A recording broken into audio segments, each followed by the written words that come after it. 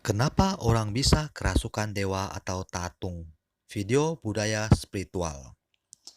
Kembali ke channel Ozone Man. Hari ini kita akan membahas tatung. Mungkin teman-teman Ozone Man akan sering bertanya-tanya kenapa orang bisa kerasukan dewa atau tatung.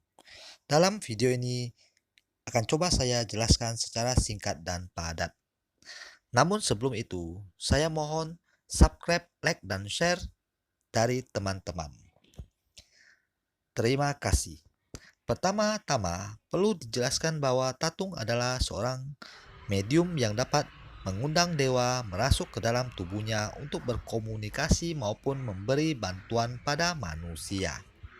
Dan untuk menjadi seorang tatung, ada syarat-syarat yang harus dipenuhi. Tidak bisa sembarang orang menjadi tatung atau medium. Syarat pertama adalah memiliki tulang dewa atau sinkut.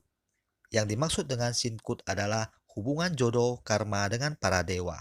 Sinkut atau diterjemahkan dalam bahasa Indonesia bermakna tulang dewa, biasanya didapat dari garis keturunan. Seorang tatung biasanya memiliki garis keturunan tatung dari ayah maupun ibu.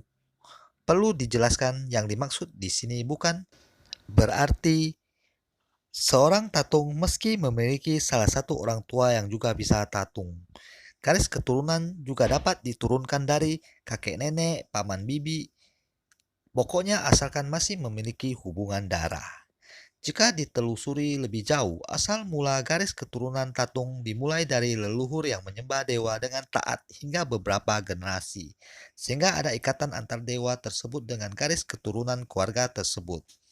Sebagai contoh, di daerah Singkawang banyak sekali tatung, atau juga yang sering disebut tungki.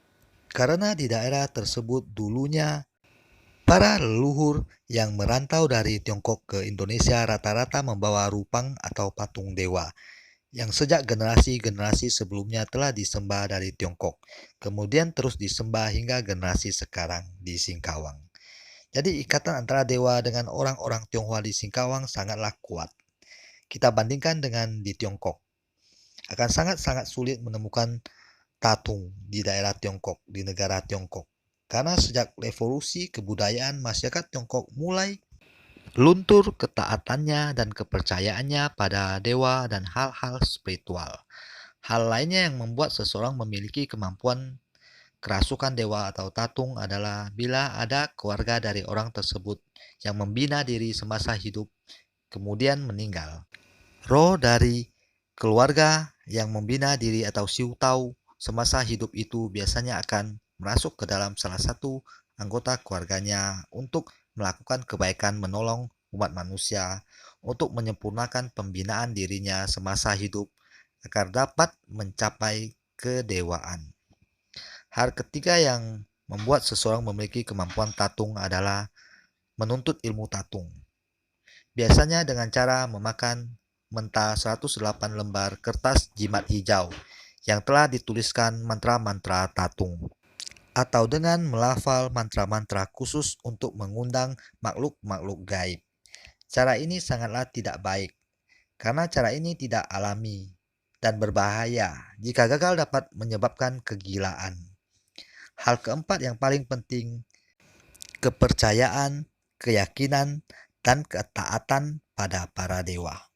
Saya akan menjelaskan sedikit dewa seperti apakah yang merasuki para tatung. Perlu diketahui bahwa dewa-dewa yang merasuki para tatung bukanlah dewa langit. Dewa langit jarang sekali merasuk ke tubuh manusia. Jika dewa langit merasuk ke tubuh manusia, manusia tersebut akan memiliki kekuatan luar biasa seperti berubah wujud, terbang, dan hal-hal ajaib lainnya. Dewa yang merasuk ke tubuh tatung adalah bawahan dari para dewa langit, yakni seseorang yang ketika hidup taat berdoa dan membina diri dengan menyembah dewa. Ketika orang tersebut meninggal, dirinya akan menjadi bawahan dewa yang disembahnya saat hidup. Sambil terus membina diri dan melakukan kebajikan menolong umat manusia hingga pembinaan dirinya sempurna dan kebajikannya cukup, maka ia dapat mencapai kedewaan secara sempurna dan menjadi dewa langit.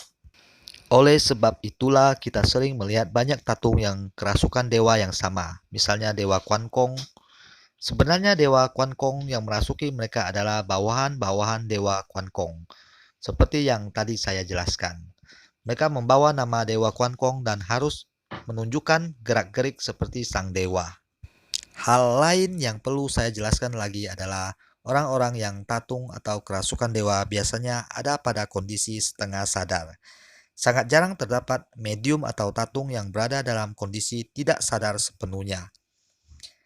Biasanya seorang tatung akan mencapai kondisi tidak sadar sepenuhnya dan dikendalikan dewa sepenuhnya jika ada hal yang sangat penting yang memerlukan kemampuan dewa secara penuh.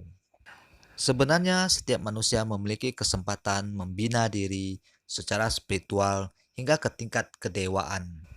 Setiap orang yang memiliki hubungan jodoh kedewaan memiliki kesempatan yang lebih tinggi untuk mencapai tingkat kedewaan. Seperti halnya para tatung. Para tatung memiliki kesempatan yang lebih besar untuk mencapai kedewaan karena hubungan mereka, jodoh karma mereka dengan para dewa. Namun semua itu harus dilakukan dengan membina diri, melepaskan keduniawian, mencapai kebajikan dan kebijaksanaan yang tinggi. Semua itu tidak dapat dilakukan dengan hati yang kotor. Semua harus dicapai dengan hati yang bersih dan niat yang tulus untuk menolong sesama umat manusia. Sekian penjelasan saya mengenai tatung. Ini semua berdasarkan pengalaman dan pengetahuan saya. Saya mohon teman-teman untuk subscribe, like, dan share video ini agar channel Ozone Man yang membahas adat tradisi budaya orang Tionghoa dan jalan kebenaran dapat terus bertahan dan menyajikan konten-konten menarik dan bermanfaat. Terima kasih telah menonton. Terima kasih sebesar-besarnya.